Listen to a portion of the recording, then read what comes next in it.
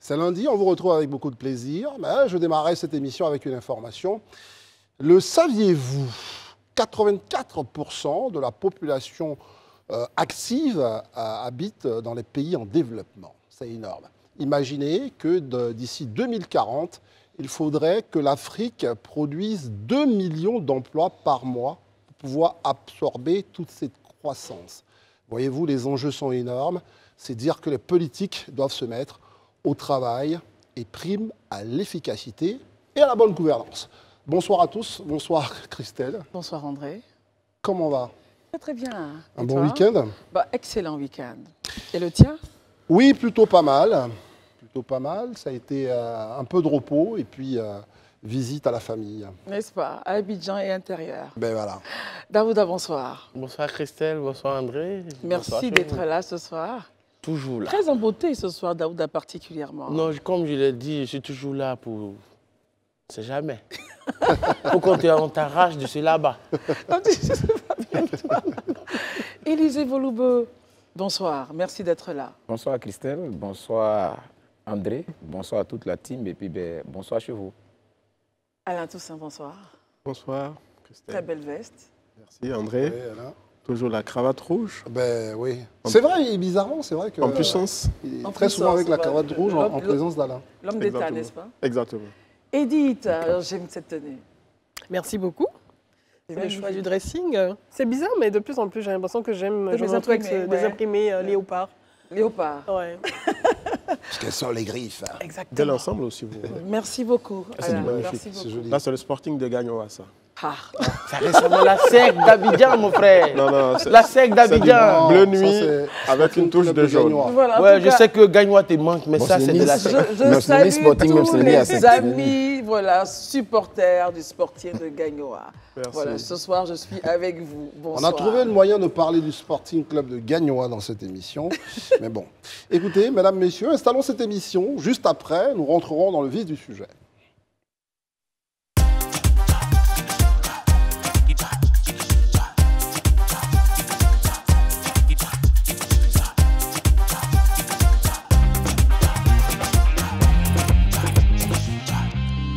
La CAN 2023 approche à grands pas et on continue de rendre hommage à nos icônes et sans doute l'une des icônes les plus illustres qui aujourd'hui encore a reçu donc un hommage de la part de la Confédération africaine de football. On l'apprend, le ballon qu'on va évidemment utiliser pour marquer les nombreux buts en faveur des éléphants s'appellera Laurent Pau. Voilà, la Confédération africaine de football, ce lundi donc 23, a dévoilé le ballon officiel de la Coupe d'Afrique des Nations 2023. Voilà, qui vous le savez, ça sera en Côte d'Ivoire du 13 au 11 février. Le ballon a été surnommé Pokou, l'homme d'Asmara. Bel hommage, n'est-ce pas, Daouda? Oui, bel hommage et hommage très mérité à l'endroit de Laurent Pokou, l'homme qu'on a appelé l'homme d'Asmara, le premier soulier d'or de la CAN africaine en 72. Je lui dis, nous, on n'a pas eu la chance de le connaître, même quand il était en train de...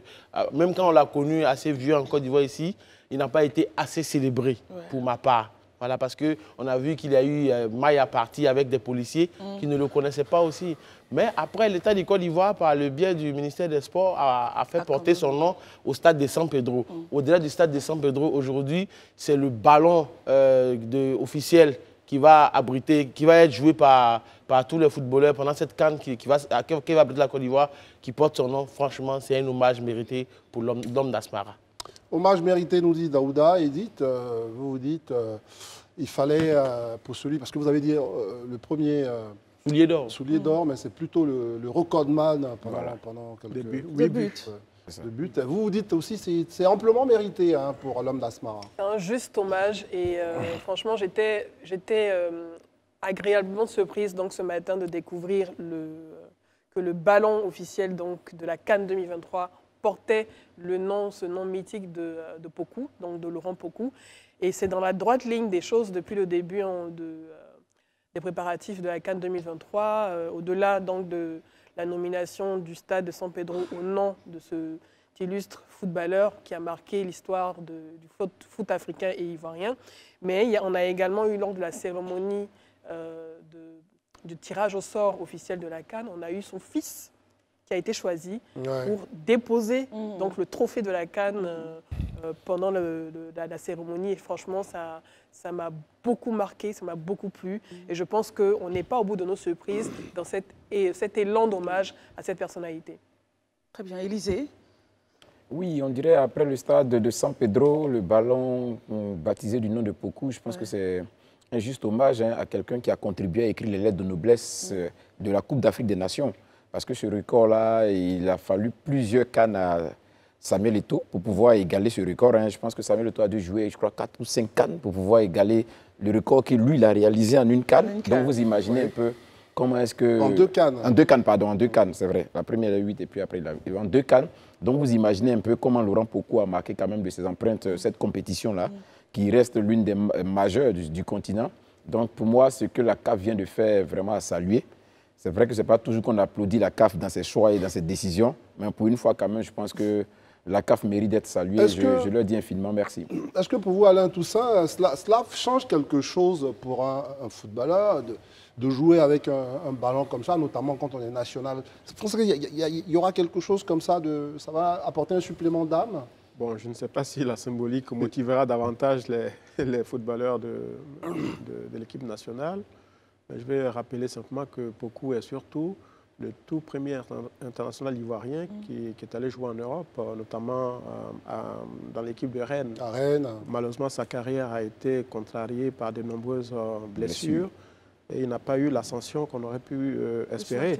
Et puis, de son vivant, en tout cas dans les dernières années de sa vie, il n'a pas eu cette reconnaissance. Et le président Ouattara et le gouvernement, l'ancien ministre des Sports, ont tenu en tout cas à le mettre un peu au sommet de cette compétition en donnant son nom déjà au stade de San Pedro et symboliquement en permettant que le ballon, donc le Pokou, soit donc le ballon officiel de la compétition qui démarre dans quelques semaines. Et on n'oublie pas, dans les derniers moments aussi de sa vie, malheureusement, il avait été molesté. Oui, il a été violenté par la police. Par la police. Mes amis. Et je pas pense par la police, par un policier. C'est un juste retour des choses pour sa famille, mais également pour sa mémoire posthume. Que cette CAN, en tout cas pendant toute cette CAN, on entende son nom. Et avec le ballon Pokou, je pense que les différents journalistes sportifs vont jouer de cela et en tout cas répéter son nom à tout va pour continuer à perpétuer sa mémoire. Élisée, vous voulez ajouter quelque chose? Je dis que peut-être que le fait qu'on ait baptisé le ballon officiel de la CAN Pokou est un peu prémonitoire. Pokou aimait les buts, il marquait beaucoup de buts. Certainement qu'on aura peut-être une CAN où il y aura suffisamment de buts, où on aura beaucoup de buts. Marqué par les éléphants, évidemment. C'est le but. C'est l'objectif. Par derrière, essayons de regarder un peu la ferveur autour de la CAN. On est à moins de 90 jours, oui. Est-ce que vous la sentez, cette CAN-là, de l'hospitalité? Moi, je la sens. On est à 80 jours. Je pense que les choses vont bon train. Le stade Félix, après ce que les gens ont appelé les Bimpe Gate, le stade Ado et autres, avec sa piscine géante. Après cet épisode, je pense que les autres stades ont été testés. Notamment... La piscine géante. Oui, mais c'est le cas de le dire. Faut pas exagérer quand même. Oui, c'est le cas de le dire. Mais n'empêche que le stade d'Abidjan a été testé, le stade de Boaké a été testé. Il reste quoi? Le stade de Korogo et peut-être Bimpe qui est en quoi? Bimpe sera testé en novembre. Voilà, je pense qu'ils ont dit... Je ne sais pas si vous êtes au courant, ça va être testé en novembre. Ils ont dit qu'ils ont besoin de 6 semaines pour finir les travaux. On est en train d'arriver, bien sûr. Ils sont encore dans les temps jusqu'à présent, donc on ne peut pas porter les jugements. Attendons que les 6 semaines arrivent. Comme le dit certains sachants, demain n'a jamais tort. Demain n'a jamais tort, c'est le roi qui a toujours tort. Vous n'êtes pas très féru de foot, pas très positif aussi sur cet aspect. Élisée, dites-nous, c'est ça, parce qu'elle parle de ferveur. Quand on entend comme ça le ballon est baptisé, tout ça, ça participe justement à ne pas oublier un tout petit peu la CAN et peut-être à créer un peu de ferveur ou pas? Exactement, tout ça participe effectivement à rappeler à nos consciences qu'effectivement on prépare une grande compétition. C'est vrai qu'après le tirage au sort, vraiment on s'est dit que le virage était pris maintenant pour ce qui concernait toute la faveur qui devait être autour de la CAN. Je pense qu'on doit rester dans cette dynamique-là. Pour l'heure, on voit que vraiment on va un peu à un pas. Vous ne sentez pas la ferveur de la CAN? On va un pas ralenti. Moi, je parlerai de sentir la faveur de la CAN quand je sentirai dans les différentes villes qui doivent abriter la compétition que déjà les populations, ou bien même qu'il y a déjà des identités visuelles et beaucoup de choses qui vraiment rappellent à la CAN. Je pourrais dire qu'on est dans la faveur. Mais pour le moment, je pense que c'est encore ralenti. Pour moi, je trouve que la cadence est un peu ralentie parce qu'on a eu quand même à voir ce qui s'est passé dans certains autres pays, en fait. À quelques mois quand même de la compétition, on voyait tout cet engouement. Ah ouais, Daouda ne partage pas tout ça. Moi, je ne partage pas son avis parce que nous sommes à 80 jours d'une CAN. Mais regardons les 2 matchs qui sont déroulés en Côte d'Ivoire ici, contre l'Afrique du Sud et contre le Maroc. Vous avez vu combien de fois les Ivoiriens sont sortis? On dirait même pas un match amical. Les gens sont sortis massivement. La ville était embouteillés de partout. Les gens étaient heureux. Malgré qu'il y avait les embouteillages, les gens acceptaient de supporter. Point. Ce qu'il veut dire, en fait, c'est que en dehors de ces matchs, lorsque le match se termine, on a 2 ou 3 jours encore d'effervescence avec du contenu qui est diffusé. Mais au-delà de vos avis, qu'est-ce que vous voulez qu'on fasse à part au-delà de tout ça dans la ville, je veux dire, oui, on a des panneaux 12 mètres carrés, on a la chanson qui est sortie et tout, mais je veux dire, on n'aurait pas demandé un carnaval, mais de le voir peut-être dans les rues, il nous reste dans les villes, on ne le sent pas dans les villes. Alors, Élisée, concrètement, qu'est-ce que vous voulez voir dans les villes qui vous ferait sentir cette ferveur? Attendez, qu'est-ce que vous voulez voir dans cette ville, dans les villes qui vous ferait sentir la ferveur que vous recherchez, Élisée? D'accord. Moi, déjà, dans les villes, je parle au-delà des identités visuelles, c'est-à-dire que tout ce qui peut nous rappeler la CAN, on en voit un peu à Abidjan, mais dans les autres villes, moi, j'ai été récemment à Yamoussoukro, je suis passé à Yamoussoukro, je suis passé même à Bouaké aussi.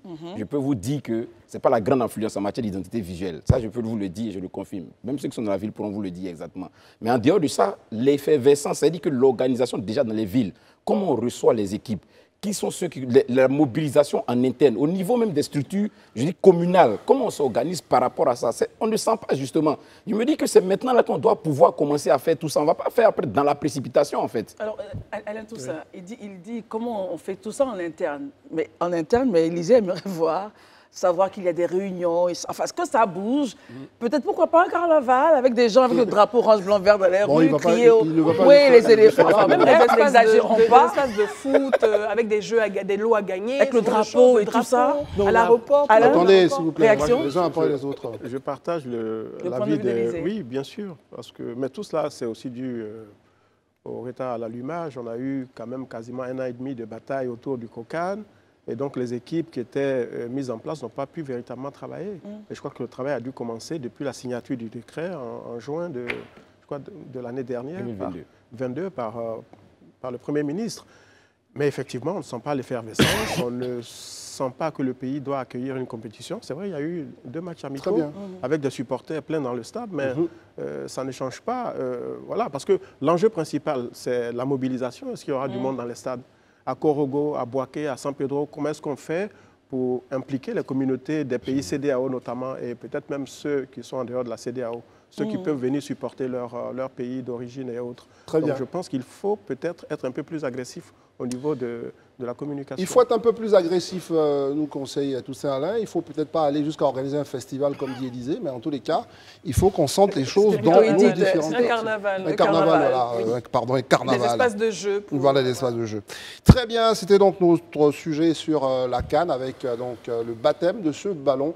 Beaucoup, et puis de savoir comment on vit en ce moment les préparatifs de la CAN. Un fait de jour qui vous a sans doute interloqué, c'est pas 1 sac, 2 sacs, 3 sacs, mais ce sont 2700 sacs de lait périmé qui ont été saisis dans la commune de Marcory. Comment tout cela a pu être possible, Christelle? Oui, l'affaire est très triste. On parle du lait. La brigade de contrôle rapide du ministère du Commerce et de l'Industrie a saisi, c'était le samedi dernier, 21 octobre, à Koumassi-Remblai, un magasin de vente de produits laitiers contrefaits et falsifiés. Voilà, plus de 2500 sacs. Et ces produits sont évalués à 140 millions de francs CFA appartenant à un certain Sako, voilà, qui résiderait au Mali. Daouda, réaction? Mais je veux dire, c'est ce lait-là, la personne qui est à la base de la vente de ce lait-là, lui, c'est un criminel. C'est un criminel parce que... Regardez Daouda les sacs. Oui, je vois ça de là-bas. Directement posé dans... Tu vois, quand tu regardes ces sacs, déjà, le lait, il est périmé. Tu sais pertinemment que le lait, il est périmé. Mais tu prends la peine de remettre, en fait, d'enlever l'ancienne date, oui. et pour mettre une nouvelle date. Mais c'est que tu as la volonté manifeste de vouloir assassiner des gens.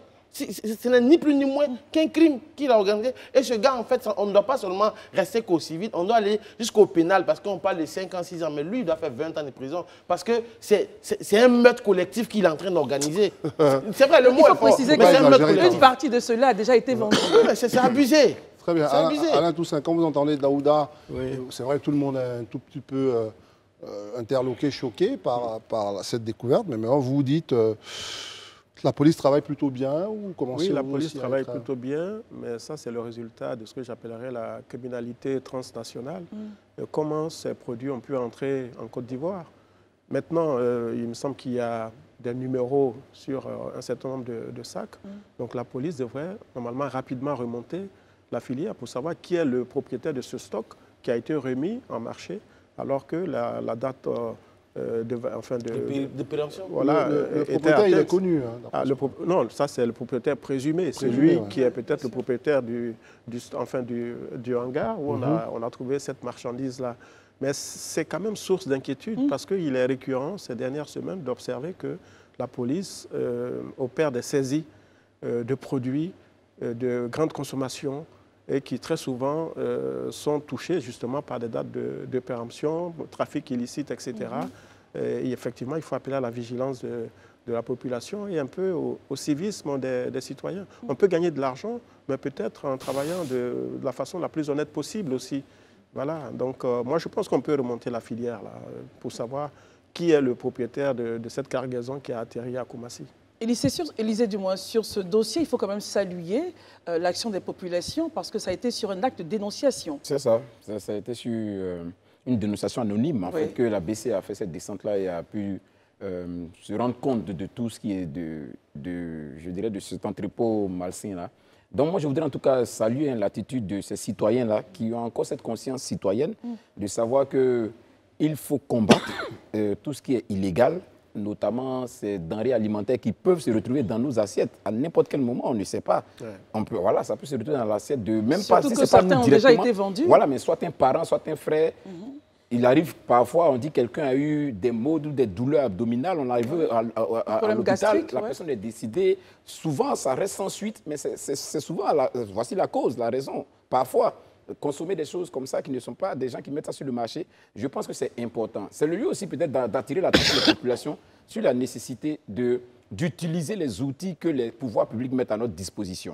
Vous savez, il y a quelques semaines de cela, le ministère du Commerce a lancé une application, ouais. le contrôle citoyen, qui permet de dénoncer et les augmentations de prix illicites et les trafics de ce genre, les produits périmés. Donc, vraiment, je voudrais peut-être encourager les citoyens à télécharger cette application-là pour qu'on puisse vraiment créer une chaîne et nous sauver, nous tous. Parce que ça nous expose, mais ça expose aussi nos parents. Élisée, merci. Mais est-ce que, comme j'entends Élisée, j'entends Alain, on ne va pas en rester... C'est vrai, c'est de la responsabilité de tous ceux qui ont fait ça, mais c'est aussi de la responsabilité des pouvoirs publics et de ne pas laisser n'importe quoi sur nos marchés. Parce que la vente d'un certain nombre de conserves, on nous vend des biscuits à tout va, partout sur les routes. Est-ce que ce n'est pas tout ça qui favorise ce type d'action? Alain a parlé de criminalité transfrontalière. Là même, j'ai envie de m'interroger parce que le lait, il est périmé depuis le 20 juillet. 23 juillet. Donc j'ai l'impression même que le produit était présent donc, depuis longtemps, même avant le 20 juillet. Après, c'est des spéculations. Et peut-être qu'il y a eu des invendus, donc il s'est permis de garder ces produits et de continuer en changeant l'étiquette. Tout simplement. Et le truc, c'est que, oui, on peut avoir un ou plusieurs individus qui vont dénoncer, mais au final, ce sont les vendeuses dans les rues qui ne savent pas faire la différence entre un lait avec une étiquette qui a été changée et qui vont revendre ce produit sous forme de déguet, sous forme de lait, et qui sont consommés par des populations, par la population en masse, parce qu'on ne peut pas faire la différence, à moins qu'on se retrouve dans un supermarché où on peut vérifier l'authenticité. Donc, c'est le travail de nos autorités de nous protéger donc, de ces contrefaçons, parce qu'au-delà de ça, mais on a eu plein de cas de ce genre déjà. Je prends le cas de ce grand hôtel à Biétry, le 4 octobre, sur dénonciation également, et ils se sont rendus compte, les agents donc, du BCR, qui sont allés faire des vérifications, que le propriétaire avait gardé dans ses congélateurs des crèmes glacées, d'autres produits alimentaires périmés, prohibés depuis des mois, et qui s'apprêtait à donner à ses clients. C'est donc, ça. Oui, on salue ce travail de la brigade donc du ministère du Commerce et de Brigade de l'Industrie. contrôle rapide. Et la brigade de contrôle rapide. Mais au-delà de ça, on a l'impression qu'on est submergé par énormément de cas et ce n'est que la partie visible de l'iceberg pour l'instant qu'on voit. Très bien. Continuons les dénonciations, mais il faut protéger au maximum les populations. Alors, ça, c'est ce que nous dit notre très cher Mais en fait, invité, moi, Daouda. au-delà de ce que Mme Bleu est en train de partager avec nous, il faut aller à Adjamé. Parce qu'il parlait de crimes au niveau Un réseau, voilà, des réseaux. Mais même en Côte d'Ivoire ici, il arrive souvent que les petits commerçants à la sauvette, là, souvent quand vous regardez les boissons qu'ils ont en main, regardez l'étiquette. Généralement, la date de péremption, c'est à peine 1 jour, 2 jours, ou bien même c'est dépassé. C'est dépassé dans la rue.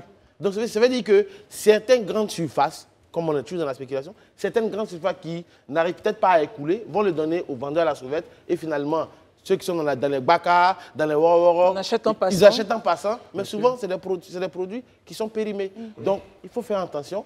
Peut-être l'État aussi doit aussi mener des enquêtes à ce niveau-là. Mais nous aussi, on doit prendre nos responsabilités pour dire qu'on ne doit pas acheter n'importe quoi dans la rue. Oui, d'autant qu'il y a un marché international du lait en poudre. Hein. Donc, certainement que des importateurs ont acheté. Et une fois la date de péremption arrivée, ont décidé, pour ne pas perdre, ils se sont séparés de ce stock-là. Donc, logiquement, on devrait savoir qui importe du lait en poudre en Côte d'Ivoire. Voilà, je pense que les enquêtes devraient aller très vite. Et pour ajouter rapidement, je veux dire, oui, il y a la plateforme de dénonciation avec le numéro, si je ne me trompe pas, le 1343. Je pense bien. Oui, le 1343. Vérifier. On va vérifier, on va fact-checker. Mais au-delà de ça, je pense que pour accompagner encore plus les populations, l'État pourrait mettre en place, ou les acteurs donc, de la technologie pourraient mettre en place une solution qui permettrait, quand je me retrouve dans un endroit où j'ai des suspicions sur un produit, de pouvoir le scanner et de savoir, avec un QR code, parce qu'il y a Codinorm qui existe, de scanner la traçabilité du produit pour me rassurer que ce produit n'est pas d'abord un produit contrefait, et qu'il a une bonne origine en fait. Donc ça pourrait aider les populations aussi à les rassurer. Autant de solutions dont pourraient s'inspirer donc nos dirigeants afin de mieux protéger les consommateurs ivoiriens. Maintenant, on va passer à un sujet un peu politique, si vous voulez bien. Il y a eu des élections locales, sénatoriales et bien sûr municipales et régionales. Afin Guessan, lui, il tire les leçons de quoi? Les leçons d'une débâcle, celle du Front populaire ivoirien. Voilà, donc il y a eu une rencontre présidée par le président Afin Guessan le samedi 21, toujours le samedi 21 octobre 2023, au siège de parti à Cocody, voilà, au Vallon. L'objectif était de dresser le bilan des élections locales et sénatoriales 2023 et celui de la participation du FPI. Voilà, ils ont donc regardez les résultats, ils ont observé la façon dont l'Alliance s'est déroulée sur le terrain et nous allons analyser donc leurs différents propos. Daouda, je commencerai avec vous. Selon vous, quand vous analysez le texte donné par notre confrère de notre voix, comment analysez-vous le mariage RHDP-FPI au sortir de ces élections?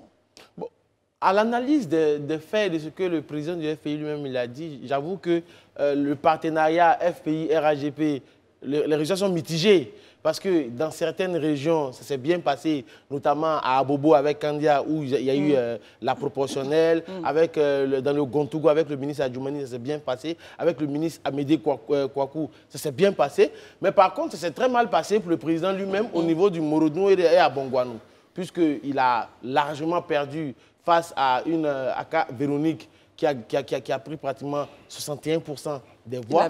Il a eu 37%. Voilà. En 2018, il avait gagné, il avait battu la même personne.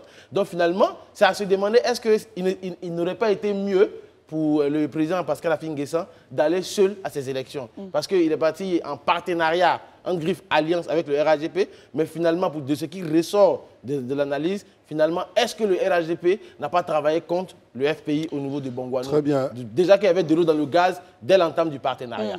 Justement, donc, à ce propos, Alain Toussaint, on se pose la question de savoir, est-ce que ces alliances-là sont parfois des éléments que comprennent les électeurs ou acceptent finalement ces alliances, les électeurs?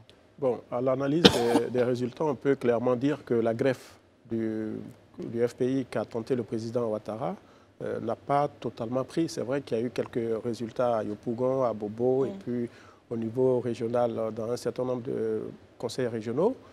Mais si le partenariat avait été clairement expliqué, on n'aurait pas eu des partenaires, entre guillemets, en campagne contre Pascal Affi-N'Guessan.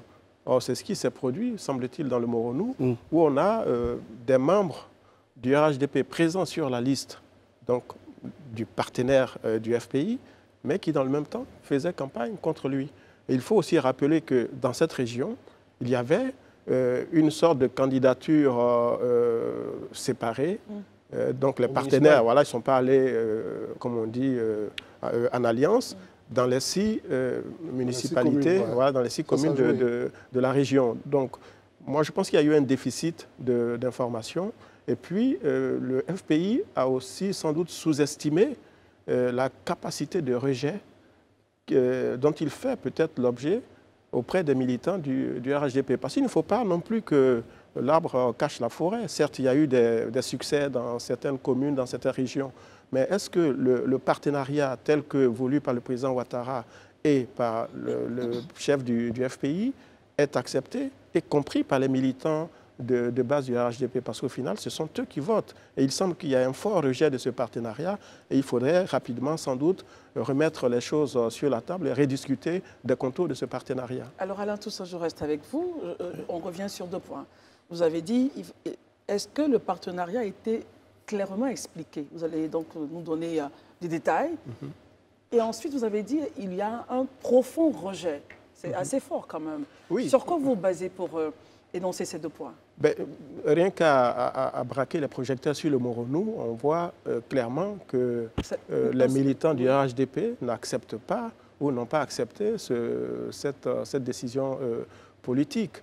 Voilà, je pense que c'est aussi lié à l'ADN du FPI qui est assimilé, qui continue d'être présenté ou perçu comme le parti de Laurent Gbagbo, qui n'est pas forcément l'homme politique le plus aimé au RHDP. Donc, ça, je veux dire, c'est la faiblesse congénitale. Maintenant, il appartient au FPI de montrer qu'il peut être un partenaire loyal et sincère du parti au gouvernement. Il ne faut pas faire un partenariat dans l'espoir de venir à la soupe, pardonnez-moi. Mais je pense que c'est justement cette compréhension basique qu'ont les militants, d'où le rejet dans les urnes du FPI. Edith, votre analyse? Je pense que pour ajouter au profond rejet, peut-être que celui-ci peut être expliqué aussi par l'épisode CNT, qui peut-être n'est pas passé au goût de certains militants RHDP forcément. Et donc oui, un partenariat peut-être voulu dans une stratégie de marketing politique par la tête ou par le directoire ou le présidium du parti, mais dans les bases et sur le terrain, la réalité peut être tout autre. Donc je pense qu'il n'y a pas d'étonnement à avoir, en tout cas pour le FPI, à avoir dû faire face donc à cet échec. Et pas uniquement, je veux dire, dans le Moronou, mais on voit que malheureusement, il y a eu un échec cuisant partout, voilà, dans cette élection où, forcément, comme dans un mariage ou dans une entreprise où on s'associe en termes de business, il y a forcément une partie qui apporte plus. Qui est plus engagée que l'autre. Exactement, qui apporte plus que l'autre et qui bénéficie beaucoup plus que l'autre. Derrière, cet échec cuisant et au régional et au niveau des listes municipales, est-ce que ça ne présage pas également peut-être une sortie politique, des difficultés politiques pour les échéances de 2025? En tout cas, c'est là toute la question à se poser. Je pense que ce travail d'introspection au sein du FPI devrait se poursuivre. Il faut adopter la meilleure stratégie. Élisée, qui n'a pas encore Élisée, votre avis sur tous ces points? Il a parlé d'un profond rejet, mauvaise explication du partenariat. Elle a enfoncé donc le clou. Daouda est parti sur quelques raisons. Vous, quel est votre avis sur cette débâcle du FPI? Bon, moi, je pense qu'en plus de ce qu'ils ont dit, c'est vraiment un ensemble de facteurs qui est à la base, en fait. Déjà, tant que le président Pascal Affi-N'Guessan n'avait pas une rupture frontale et directe avec le président Gbagbo, on pouvait encore, pour les plus classiques, ceux qui sont très proches de Laurent Gbagbo, pouvaient encore lui accorder, parce qu'on disait qu'ils étaient séparés, mais ça se laissait supputer. Mais jusqu'à ce que le président Gbagbo vienne et que cela soit de façon claire devant tout le monde, une rupture totale. Donc ceux-là qui avaient gardé le secret espoir de voir les choses se réconcilier ont dû certainement trancher et prendre leur décision, certainement d'aller au PPACI et donc de ne plus continuer avec Affi. Vous pensez que la base de la débat commence là-bas déjà? Il y a déjà ça. Deuxièmement, déjà même avant les élections, on a vu qu'il y avait de véritables brouilles entre les militants du RHDP dans le Moronou et même les partisans d'Afin Guessan. Ça aussi, ça aurait pu militer d'une manière ou d'une autre à créer cet environnement-là. Maintenant aussi, il y a eu peut-être une négligence même de la force que pouvait avoir l'alliance PDCI-PPACI. Ça aussi, peut-être que c'était minimisé, mais dans cette région particulièrement, cette alliance a porté et ça a donné le résultat qu'il faut. Donc, tous ces facteurs-là mis ensemble, ça laissait présager, je dirais en quelque sorte, de ce résultat qu'on connaît. Maintenant, je pense que le FPI a tiré les bonnes leçons pour pouvoir se projeter pour la suite. Pour terminer, on a vraiment 30 secondes. Oui, rapidement. D'ailleurs, au lendemain de ces élections, la direction du FPI a rencontré des hauts responsables du RHDP pour faire une première évaluation, surtout comprendre la débâcle dans le Moronou. Mais l'inquiétude aujourd'hui, et je pense que le président Ouattara a certainement des indicateurs sous les yeux, c'est ce que pèse ce FPI avec lequel il est en partenariat dans la perspective de 2025. Parce que tout à l'heure, vous parlez de mariage, mais on parle de corbeille aussi de mariage. Qu'est-ce que le FPI apporte dans la corbeille du mariage en vue? Je ne sais pas. Donc, il y a un travail à faire. Sans doute qu'il doit peut-être changer le logiciel, repartir à la conquête, pas seulement de son territoire initial, parce qu'il faut éviter un peu comme on dit, le tribalisme électoral, mais il faut partir dans le nord du pays à la conquête peut-être de nouveaux électeurs, aller à l'ouest, aller au centre, etc., apporter un nouveau discours s'il veut être d'une utilité en 2025 pour le camp présidentiel. Très bien, merci Alain Toussaint. En tout cas, les objectifs sont clairs pour le FPI d'Afin Guessan, on continue de le dire comme ça, tirer les enseignements et tout cela dans le cadre de l'organisation du parti, parce que vous savez, le parti organise un congrès, de nombreuses réunions. Vous n'avez pas eu cette réunion avec l'allié du RHDP, mais une chose est sûre, 2024 est crucial pour l'organisation du parti, parce qu'il y a des renouvellements de structures, etc. Donc beaucoup de choses à faire. Vous vous rappelez, les amis, on avait parlé de la situation du mal-être des étudiants, et on avait même dit 2 étudiants qui étaient morts dans des conditions assez troubles. Est-ce que mentalement, nos jeunes sont bien? Eh bien, c'est le sujet que veut partager avec nous Ayawa Catherine Alipuy, qui est avec nous pour que nous parlions un peu de ces jeunes-là et de leur santé mentale, comment on prend en charge tout ça. Nous sommes très heureux de vous recevoir. Madame Ayawa Catherine Alipuy, bonsoir. Bonsoir. Bonsoir Ayawa, c'est un très beau prénom. Merci, c'est gentil. Alors vous êtes psychologue, auteur de l'œuvre Changer le ciel. Et c'est une thématique importante parce qu'il s'agit de la santé mentale et émotionnelle de nos jeunes. Qu'est-ce qui vous pousse à écrire ce livre-là? Alors, je vais faire un petit rectificatif. Je suis soutien psychologique. Soutien psychologique, très voilà. bien. Donc, très bien. C'est un petit peu Autant différent pour du moi. psychologue, Oui. non, pas de souci. Alors, moi... Et staff trainer. Staff trainer, Okay. tout à fait. C'est pas du tout... Ça peut se rejoindre quelque Tout part, à fait. mais c'est un peu différent. Donc, moi, je décide d'écrire Changer le ciel parce qu'effectivement, rapidement, je me suis rendu compte, en regardant sur les réseaux, en écoutant les actualités, qu'au niveau de notre jeunesse, il y a quelque chose qui ne va pas. Donc, moi, je suis venue à Abidjan, déjà très récemment, pour faire une petite enquête au niveau de l'université Félix Houphouët-Boigny, où j'ai rencontré le comité écoute et éthique. Il existe un comité éthique et écoute à l'université d'Abidjan. Oui, effectivement. Et il travaille dans quelles conditions? Alors, quand on a discuté, le comité venait d'être mis en place. C'était suite effectivement à ces suicides qu'on avait eus sur le campus. Et le travail n'avait pas encore commencé. La mission, c'était de recevoir les étudiants, de répertorier les populations sensibles entre les étudiants, et puis les écouter, voir ce qui n'allait pas, et puis essayer de les accompagner. C'est ça la mission du comité écouter et éthique.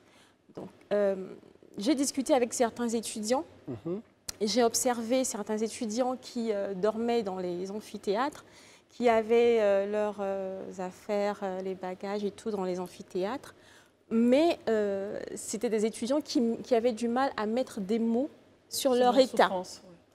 Donc, mais ça, quand vous dites ça, ça veut dire que vous êtes en train de nous dire qu'ils avaient du mal à mettre, ça on comprend donc la question psychologique, mais est-ce qu'il y a un lien entre leur situation sociale, leur souffrance sociale, et ce qui peut mentalement justement sortir comme ça de les fragiliser? Alors forcément. Parce que quand on va étudier Il faut être dans certaines dispositions. Venir étudier et ne pas avoir d'endroit où dormir le soir, être obligé d'attendre que les cours finissent et que tout le monde parle de dormir sous les bancs, je veux dire, quelle que soit la force mentale, parce vous que avez vu, vous allez craquer. exactement, parce que c'est vrai que chacun va naître avec des prédispositions de force mentale un peu plus fortes ou moins fortes que les autres, mais quel qu'en soit le cas, vous êtes dans une situation pareille, vous craquez. Donc ces étudiants-là, allez. Ah oui, Oui, ça a terminé, Ah, votre phrase. d'accord. Je faisais signe Donc pour qu'elle prenne la ces parole. étudiants-là, ils avaient, quand vous les écoutez, ils vous disent effectivement on a du mal, c'est difficile, vraiment on ne sait pas quoi faire. Nous-mêmes, des fois on se demande ce qu'on fait, là on a du mal à étudier et tout. Mais quand vous leur demandez s'ils ont l'impression qu'ils sont en dépression, ils vous disent directement ça c'est une affaire de blanc. Ouais. Donc Alors qu'en réalité, ils le sont. c'est ça. En D'accord. réalité, ils le sont quand vous les écoutez, quand vous faites, je vais parler de diagnostic parce que le diagnostic, c'est le psychologue qui le fait, mais quand vous faites l'état des lieux psychologiques de la personne, vous sentez très bien qu'elle va mal et qu'elle a besoin d'être accompagnée. Edith, Voilà. Alors, il y a un article du Point donc, qui dit que la génération Z, donc la génération des personnes qui sont nées après les années 97, après l'année 97, c'est celle qui constitue la classe d'âge la plus triste, la plus solitaire et la plus mentalement fragile. Donc je pense que les étudiants que vous citez en font partie, mais on a l'impression que les causes, selon les territoires, selon les hémisphères, sont différents. Ici, vous parlez de difficultés d'accès, de logement, la cherté de la vie qui touche également ces jeunes, l'accès à l'emploi. Mais sous d'autres cieux, par exemple, les jeunes n'ont pas les mêmes difficultés. Alors, comment vous, selon cet accompagnement que vous faites, vous les accompagnez après ce diagnostic et comment vous les aidez à passer à travers cette étape de dépression parce que la dépression est tellement multiple qu'on se dit qu'on ne guérit pas On va forcément la permettre à l'invité de dépression. répondre. Oui. Tout à fait. Alors, comme vous dites, selon les hémisphères, il y a des différences, des facteurs favorisants qui sont différents.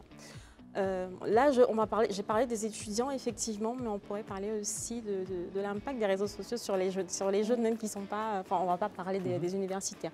Mais pour parler des universitaires et ce qui est mis en place pour les aider, c'est essentiellement des ateliers. Alors, le premier pas, c'est d'écouter la personne. Déjà, parce que c'est difficile de trouver quelqu'un qui écoute, mais vraiment, parce qu'il y a une façon d'écouter la personne qu'on a en face de nous.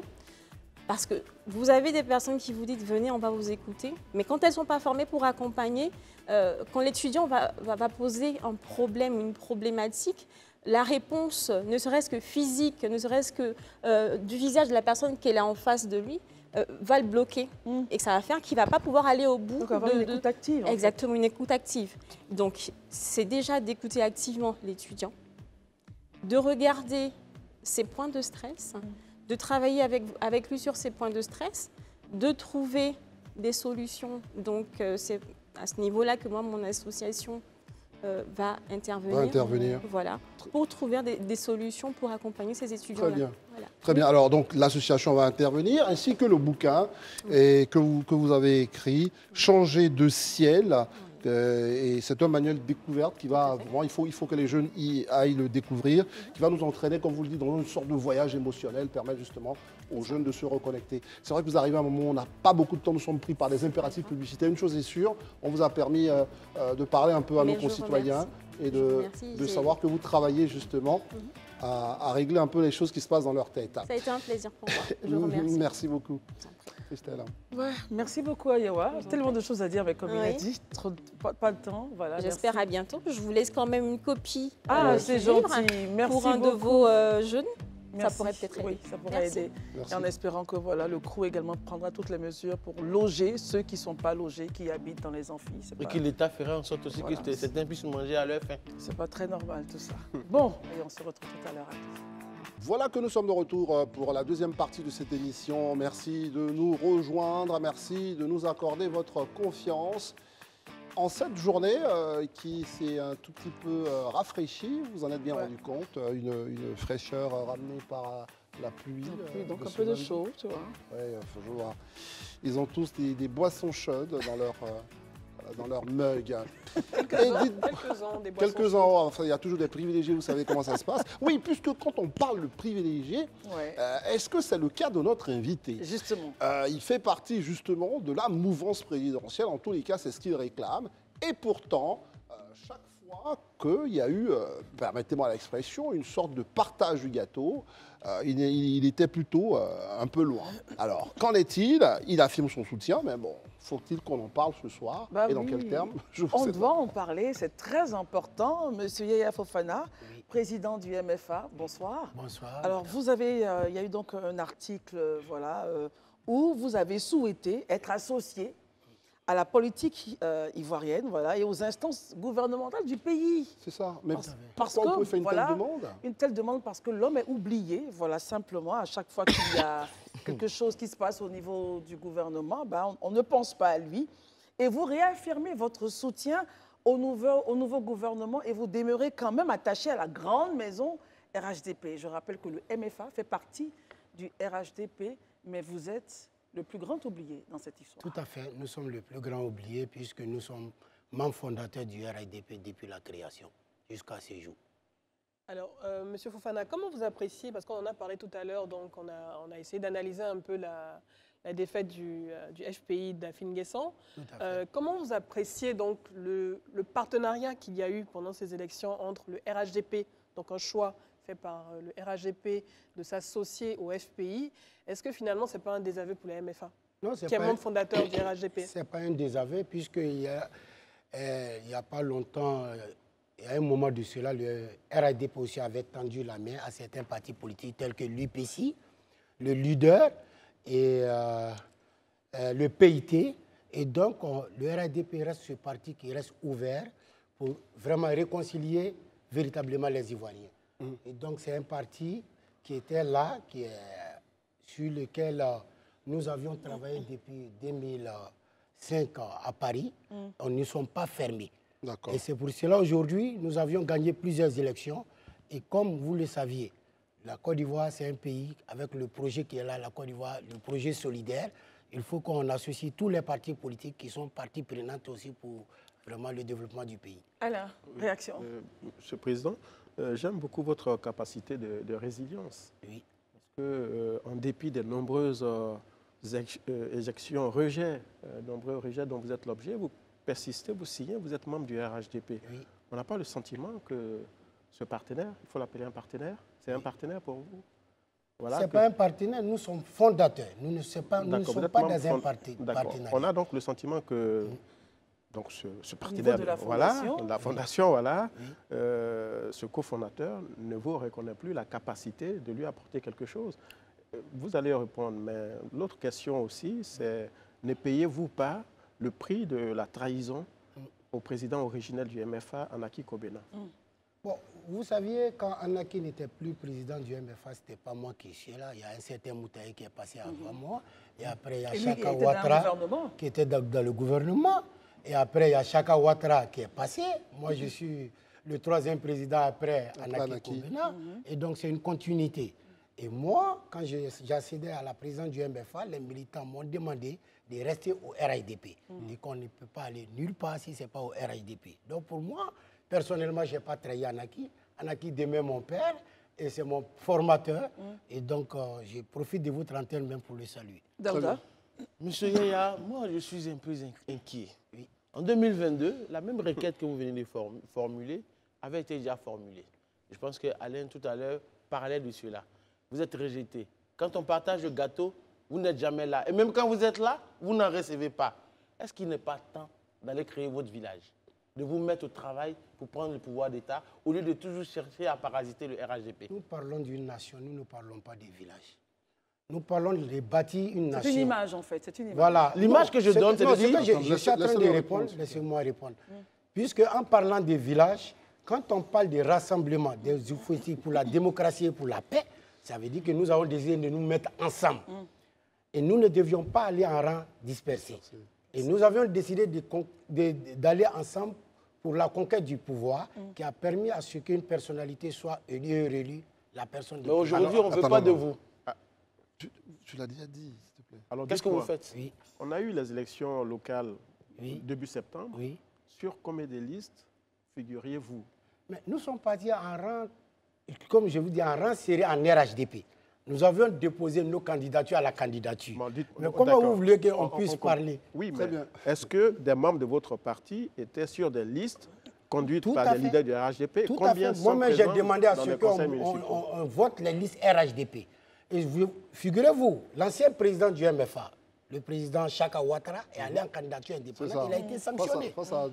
Et moi-même, j'ai produit un communiqué pour vraiment renchérir cette position. Je répondais à la question d'Alain. Combien de conseillers municipaux régionaux étiquetés MFA y a-t-il aujourd'hui dans la mauvaise présidentielle? Nous sommes au nombre de 30 à 40, mais nous ne jouons pas les premiers rôles. Très bien. Permettons à Élisée de poser une question. On va revenir sur tous ces points. Moi, je retiens juste que vous êtes RHDP. Tout à fait. Donc, en réalité, on ne devrait plus parler aujourd'hui de MFA. Parce que le RHDP est un parti politique, ce n'est plus un groupement de partis politiques. Mais vous, quand vous regardez aujourd'hui le RHDP dont vous faites partie, est-ce que vous pensez concrètement que sa politique de Côte d'Ivoire solidaire est vraiment mise à l'œuvre? Bon, je pense qu'elle est mise en œuvre. Mais ce que vous voulez, comprenez qu'il faut faire le distinguo entre un parti politique et la gestion du pouvoir. Okay.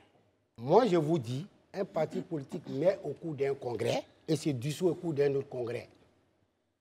Respectons la loi de notre pays sur la vie associative. Nous, MFA, on allait à un dernier congrès au cours duquel nous n'avions pas dissous notre parti. Okay. Je vous disais ici sur ce plateau qu'on s'est retrouvé à la création du RHDP. Si dans nos différents communiqués, c'était mis à l'ordre du jour, dissolution du MFA, aucun parti membre, et je vous cite nommément, aucun parti membre du RHDP n'allait à un congrès de dissolution. Donc il faut qu'on le dise. Et récemment, il y a un parti politique qui a rejoint le RHDP, et je vous le cite nommément, l'UDPCI, même dans leur communiqué final, il n'y a pas de dissolution dedans. C'est ça que moi, je demande d'acter la dissolution des partis politiques membres du RHDP. Là, on ne parlera plus d'hier. Très bien. Avant de, très bien. Parce que la question que Élisée vous avez posée, c'est un peu de la schizophrénie. On n'arrive pas à comprendre comment vous avez votre parti, comme les autres, et vous vous réclamez toujours du RHDP.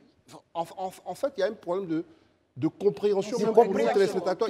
Personne n'arrive à comprendre pourquoi vous vous réclamez du RHDP alors que techniquement vous êtes déjà membre du RHDP. C'est le respect structuré de la loi fondamentale. Il faut respecter la loi de notre pays. La loi sur les associations et les groupements politiques, elle est très claire là-dessus. Si on respecte la loi, il n'y aura pas de MFA. Et on ne parlera pas. Mais moi, je vous dis, moi, je me réclame RHDP puisque je suis membre fondateur du RHDP. Très bien. Donc, vous dites que vous êtes membre fondateur du RHDP. Tout à fait. Mais en même temps, vous dites à ce même RHDP, je suis là et oh, ne m'oubliez pas. C'est cela. Tout à fait. Élisée. OK. Ce que vous dites ce soir sur le plateau, moi, m'intrigue. Parce que le président de la République est par ailleurs président du RHDP, dans des propos vis-à-vis des militants, a dit que le RHDP est un parti politique. On sait même que c'est l'une des pierres d'achoppement entre le RHDP et le PDCI, qui a même fait que le PDCI est parti. Parce que le PDCI ne voulait pas la dissolution. Aujourd'hui, vous asseyez devant nous, vous dites non, que les partis gardent leur ossature et ils sont dans un groupement politique. C'est pas ce que je vous ai dit. Qu'est-ce que vous dites alors? Je ne vous ai même pas parlé de groupement politique. D'accord. Qu'est-ce que vous dites alors? On veut comprendre. Je concède au président de la République le fait qu'il est président de notre parti, grand parti, le RHDP. Donc et je vous dis que le MFA existe en tant que parti politique pour la simple raison que nous ne sommes pas dissous. Et je vous réaffirme ça. Et on peut faire appel aux juristes, ils vont regarder les tests qui sont très clairs à la matière. Allez-y. Attendez, monsieur Yaya Fofana, là où ça pose problème, c'est qu'on est dans un domaine politique et vous l'avez compris. Ce n'est même pas une question de juridique. Vous êtes dans un groupement ou parti politique, appelez ça comme vous voulez, mais votre dissension, enfin, si dissension il y a, c'est une dissension politique. C'est que vous ne vous sentez pas, au regard de votre étiquette MFA, être associé par vos alliés à la vie de l'État. Donc c'est un problème politique. Donc comment vous réglez ce problème politique? Mais nous avions adressé plusieurs courriers au président de notre parti pour qu'on puisse intégrer les cas du MFA dans les structures du RHDP. Je vous cite, aujourd'hui, l'exécutif du RHDP, le secrétariat exécutif, on ne peut même pas trouver un cadre du MFA. Vous avez fait des courriers, est-ce que vous avez reçu réponse Si, à ces j'ai été courriers? reçu par le secrétaire exécutif, le ministre Cissé Ibrahim Bakongo, qui m'a promis de régler ce problème très rapidement. C'était Mais quand? jusqu'à présent. Et ça fait bientôt 1 an aujourd'hui, nous attendons. Nous attendons. Mais Alors, aujourd'hui, moi, j'essaie de me Non, mettre non, à la voilà, place voilà. Edith. rapidement des Ivoiriens, d'un Ivoirien qui vous écoute, Oui. qui essaie de comprendre Vous avez parlé de dissolution, du fait que vous êtes un parti politique qui est dans un parti politique. Mais pourquoi, en tant que président et en tant que membre du RHDP, vous ne procédez pas tout simplement à la dissolution de votre parti? J'essaie de me mettre à la place d'un Ivoirien. À la dissolution de votre parti, on a vu que le PDCI n'a pas voulu être absorbé par le RHDP. Ils sont partis, ils se sont retirés. Vous voulez être intégré dans les décisions du parti et peut-être avoir, pourquoi pas, un poste dans le gouvernement. Pourquoi vous ne procédez pas à la dissolution du MFA? Je pense qu'un parti politique, c'est une association. C'est un groupe d'individus qui se retrouvent. Et seul le Congrès est souverain. Ce n'est pas à Yaya Fofana de décider pour le compte du parti. Et donc, nous sommes allés à une assemblée et les militants ont demandé de rester au RHDP. Très bien. Moi, je ne suis fait que mettre en œuvre les recommandations de notre Congrès. Donc vous restez au RHDP, ce qui signifie que vous vous accommodez plutôt bien avec cette situation. Donc de quoi vous vous plaignez exactement? Parce que le président Ouattara est libre de former son gouvernement, d'y mettre les personnalités, les hommes et les femmes qu'il veut.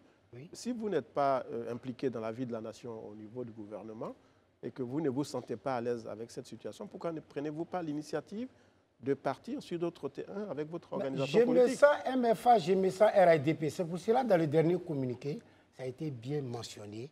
Le MFA, c'est le RHDP et le MFA demeurera RHDP. Daouda. D'accord. Ouais. Finalement, le MFA, le RHDP, monsieur Yaya Fofana, finalement, puisque personne ne veut de vous au RHDP, vous avez fait plusieurs appels du pied, vous avez vu M. Bakongo, vous avez reçu peut-être plein de personnes. Finalement, on dit on ne veut pas de vous. Qu'est-ce que vous comptez faire aujourd'hui? Quels sont les leviers que vous avez? Continuez à écrire. Monsieur Koulibaly, je vous dis, le MFA et RHDP. Nous sommes membres fondateurs. Ce n'est pas à eux de décider du fait que nous, on doit rester ou pas au RHDP. On a décidé de créer une entité politique ensemble. Très bien. Justement, quand vous dites ça, repartons sur des questions. Moi, je veux qu'on revienne sur le terrain politique. Quel aujourd'hui, parce que c'est votre poids qui compte. Vous savez, le jeu des pressions dans un parti, c'est par rapport au poids du parti. Quel poids aujourd'hui vous représentez? Est-ce que cela n'est pas juste la preuve que vous ne représentez pas grand-chose? C'est bien pour cela que vous n'êtes pas pris en compte. Voilà, Monsieur Bois, comprenez que... Permettez, pour compléter sa question, combien de militants pouvez-vous donc vous... Je disais il n'y a pas longtemps que nous sommes 100 000, 200 000 militants. On vous avait posé la question il y a un an. Est-ce que ça a évolué? Non, non, c'est même pas un an. Vous avez 200 000 militants. Nous sommes retrouvés ici il n'y a pas plus de 200 000. Oui, puisque nous avons un fichier. Vous savez, un parti politique aussi nécessite des moyens, et surtout des moyens financiers. Aujourd'hui, nous sommes en train de nous réorganiser. Très bien. Nous sommes en train de nous réorganiser en tant que MFA, mais tout en étant au RHDP. Le RHDP nous a résorbé. Nos militants, la plupart de nos cadres, actuellement, il y a un maire issu du MFA, mais qui est maire d'Akoupé. Qui est aujourd'hui RHDP. Qui est RHDP. Donc, il est maire d'Akoupé, mais il est issu du MFA. Il est issu du MFA. Non, la question est essentielle. Du MFA. Mais il allait sous la bannière RHDP. Mais c'est important. Est-ce qu'il se revendique MFA comme vous le faites? Non, il ne peut pas se revendiquer puisqu'il allait sous la bannière. Il vous a quitté, en fait. Voilà. Ça, on a compris qu'il allait sous la bannière. Mais est-ce qu'il se revendique MFA comme vous le revendiquez? Non. Parce que c'est important. Moi, je si lui s'est fondu carrément dans le RHDP et que vous ne l'avez pas fait, peut-être que c'est là que la différence apparaît. Moi, je vous le dis, je vous disais ici tantôt qu'il y a eu trop de manigances, trop d'intrigues au sein du MFA. Je vous disais il n'y a même pas longtemps qu'il y a un ministre même qui siégeait dans ce gouvernement pour le compte du MFA, il n'était même pas militant du MFA. Mais comme le linge sale se lave en famille, je n'ai pas voulu citer ça. Donc, si on nous considère entre griffes comme étant un petit parti, qu'on nous manipule, comme il a si bien dit, parce qu'on aurait trahi notre ancien leader, mais je pense qu'aujourd'hui, les militants ont compris. On ne pourrait pas aller en rang dispersé. Matériellement et financièrement, le MFA est faible. Et donc, les gens utilisent les moyens pour se faire de la place au soleil. Et Élisée Boudboul. nous, je vous le dis, Nous ne sommes pas un parti allié du RHDP, nous sommes fondateurs. Autant des personnes se réclament RHDP, nous aussi on se réclame RHDP. Élysée. Ok, d'accord. Je pense qu'on va pas vraiment faire la définition des termes ici. Sinon, ce que moi je sais, il y a le groupement politique RHDP qui a été construit, du moins qui a été mis sur les fonds baptismaux en 2005. Il y a le parti RHDP qui a fait un congrès En 2017. Voilà, en 2019. Voilà. Donc, dit aujourd'hui qu'on est... Je ne vais pas revenir dessus, mais ce que je veux juste savoir, à vous entendre, parce que là, le RHDP se réclame comme un parti d'ouverture. Et vous l'avez dit en entame tout à l'heure. Mais comment un parti d'ouverture peut, en son sein, des membres qui sont censés être des fondateurs, les léser ou bien les marginaliser? Est-ce que vous êtes en train de nous dire que le RHDP fait croire en réalité qu'il est un parti d'ouverture, mais c'est un parti qui marginalise les autres? Oui, mais justement, les faits sont là. L'ancien président du MFA, je cite nommément Ouattara Chaka, mais vous saviez quel poste il occupait avant d'être Ministre, secrétaire secrétaire d'État? Il n'était qu'un seul secrétaire départemental. Un président d'un parti politique nommé secrétaire départemental au RHDP. Je vous dis qu'il n'y a aucun cadre du MFA qui siège dans le directoire ni dans l'exécutif du RHDP, le secrétariat exécutif. Comment vous voulez qu'on puisse accepter son département fondateur? Est-ce que ce n'est pas le moment alors pour le MFA, les cadres du MFA, d'avoir de la dignité et de dire trop, c'est trop, on s'en va? Seul le Congrès, l'Assemblée est souveraine. Donc faites un congrès. Alors, donc au moment opportun, nous allons aviser. Alors comment expliquez-vous donc que vos amis de l'UDPCI soient dans les grâces du président et pas vous, par exemple? Et je rajouterais avec ce qui s'est passé avec le CNT en plus. Moi, je ne sais pas le président de l'UDPCI est dans la même position qu'un certain hier Fofana en ce moment. Je ne sais pas dans quel cas il est président de région. Non, président de région, ça c'est des postes électifs. Il est dans le présidium du RHDP. Ne confondez pas l'exécutif et la politique. Attendez, non, Non, mais il est dans le présidium du RHDP. Yaya Fofana, non, l'exemple qu'il donne, c'est qu'aujourd'hui, l'UDPCI, comme vous l'avez dit, non seulement est retourné, mais Mabry siège dans le directoire. Et le présidium. Il est allé aux élections avec le soutien du RHDP, il a été élu comme secrétaire, etc. Donc, comment vous ne voudrez pas qu'il y ait égalité des chances? Si M. Mabry siège en tant que vice-président du RHDP, pourquoi Yaya Fofana ne siégerait pas en tant que vice-président? Donc pour vous, il y a deux poids, deux mesures. Il y a deux poids, deux mesures. C'est ce que vous ne faites que ressortir. Est-ce que ce n'est pas lié au fait que vous n'avez pas le poids nécessaire? Mais c'est cela. Quand on créait le RHDP, nous n'avons pas consulté si on représentait quelque chose ou pas. C'est justement on a associé notre image, on a associé notre logo, on a associé notre dénomination. Et on a créé ensemble. Monsieur Yaya Fofana, si on nous avait consulté le poids, peut-être on ne serait pas... Monsieur Yaya, on est dans un rapport de force. Et je reviens sur ma question parce que j'estime qu'elle n'a pas été véritablement répondue. Quel est votre poids sur l'échiquier national? Certains se targuent d'avoir des milliers de militants, des millions de militants. Vous en avez combien? Parce que pour pouvoir vous considérer, il faut voir ce que vous apportez dans la corbeille. Mais Christelle, même au-delà de ça, c'est... Elle va compléter la question. Au-delà du poids, parce qu'il a déjà donné un chiffre, il a donné 200 000 militants. Au-delà du poids, depuis plusieurs années, vous sentez ce désaveu du RHDP concernant le MFA. Au regard de ça, est-ce que vous n'avez pas un peu de dignité, comme Daouda l'a dit, pour dire « Ok, je comprends que finalement, je ne suis pas le bienvenu et il faut juste que je parte, tout simplement. » Ce que je voudrais que vous... Parce qu'on a l'impression que c'est du forcing. Comprenez que la plupart de tous les cadres du MFA qui ont été ministres ont été parachutés au RDR avant de devenir RHDP. Très bien. Et donc, ça a joué contre nous, ça nous a fortement affaiblis. Ça, c'est une courte question pour une courte réponse. Avant de choses. Donc, est-ce qu'il n'y a que le poste de ministre auquel vous voulez prétendre? Je sais pas, il doit y avoir des cadres du MFA, estampillés MFA, qui sont le RHDP, qui occupent d'autres postes dans l'administration. Tout à fait. Ils sont au Conseil économique et social. Donc, quel est le problème alors? Non, il n'y a pas de problème. C'est pour cela que nous avions félicité le gouvernement. Puisqu'on n'en fait pas une fixation. On n'en fait pas une fixation. C'est pour cela que nous avons félicité ce gouvernement en leur demandant, les ministres qui sont reconduits, tout, les féliciter. Très bien. On n'est pas dans l'émotion. Vous avez félicité, mais vous avez demandé d'être associé aux instances du gouvernement. Non, tout à fait, les instances politiques. Et maintenant, si quand même nous sommes des personnes responsables, quand même, si on nous confie une mission, on ne va pas dire qu'on veut refuser quand même. Alain et Daouda. Moi, je pense que parfois, les hommes politiques de notre pays, par vous en particulier, feignent d'ignorer l'histoire politique du pays. Tout à fait. Anaki Kobena, qui est le membre fondateur du MFA, Le président fondateur. voilà, était aux côtés du président Ouattara Oui, en raison de ce qu'il représentait. tout à fait. Et quand il amène ce groupement politique dans la nouvelle alliance RHDP, c'est sur la base de son parcours et de son histoire.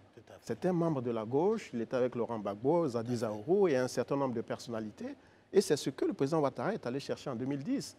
Dès lors que les chemins se séparent et que l'appareil devient, excusez-moi, une enveloppe vide, le président Ouattara n'a plus intérêt à fonctionner avec vous. Donc je pense que l'élégance eût voulu que vous décidiez de partir de vous-même. En fait, c'est une question de dignité. Alain, quand vous parlez souvent d'Anaki, comprenez que le MFA a une histoire. Après Anaki, il y a eu Moutaï qui a siégé. Oui, dans mais le gouvernement de Ouattara. c'est Anaki qui intéressait le président Ouattara, non, si pas si pas Anaki les autres. l'intéressait, il n'allait pas nommer Moutaï ministre. Oui, mais souvent on Si fait des choix Anaki comme ça. l'intéressait, on n'allait pas nommer Chaka Ouattara secrétaire d'État. Ce que vous voulez, ce que vous dites, vraiment, moi, je ne suis pas d'accord avec. Mais pourtant, c'est la réalité. Non, ce n'est pas la réalité. Attendez, allez-y, Ce n'est pas la Yaya. réalité. Puisque après Anaki, le MFA a toujours une autre vie, avec d'autres ministres, tels que, je cite, Moutaye et Chaka Ouattara. Et donc, c'est la continuité.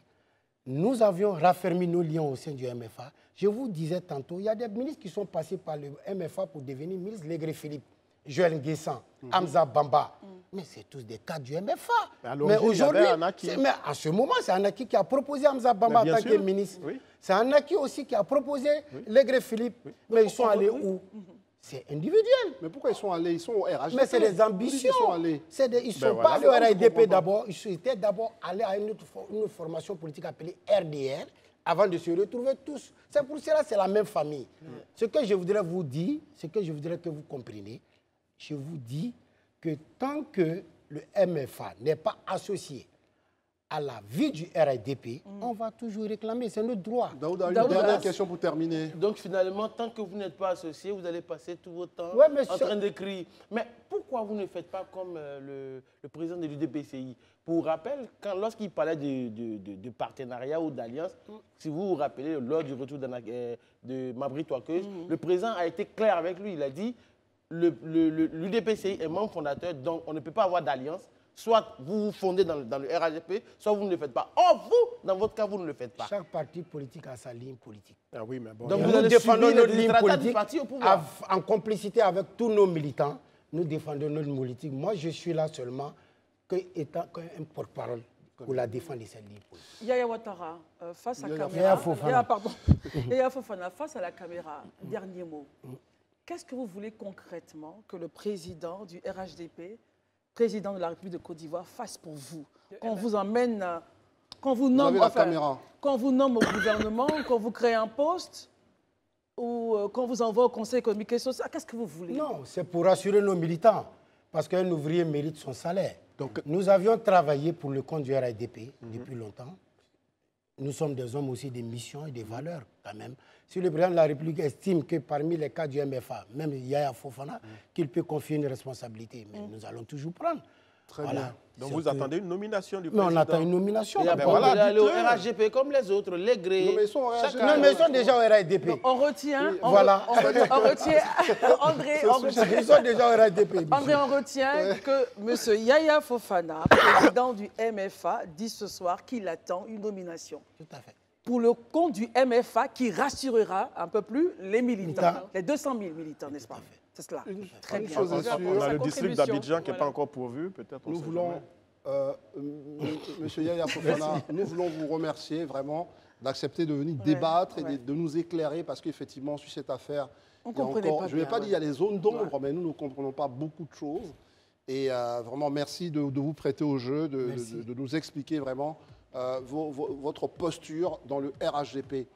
C'était donc pour ce lundi la première émission du Grand Talk. C'est déjà fini? Oui, c'est déjà fini. déjà On a fini. pris Bah, le super plaisir. Vous On auriez verrait aimé ça une continuer veille avec à M. vous Yaya faire Fofana, bien sûr. parler du MFA du RHDP voilà. une prochaine fois, quand il sera peut-être nommé, n'est-ce pas? Ah ben, on espère, Monsieur le Président, faites vite qu'il recevoir. revienne.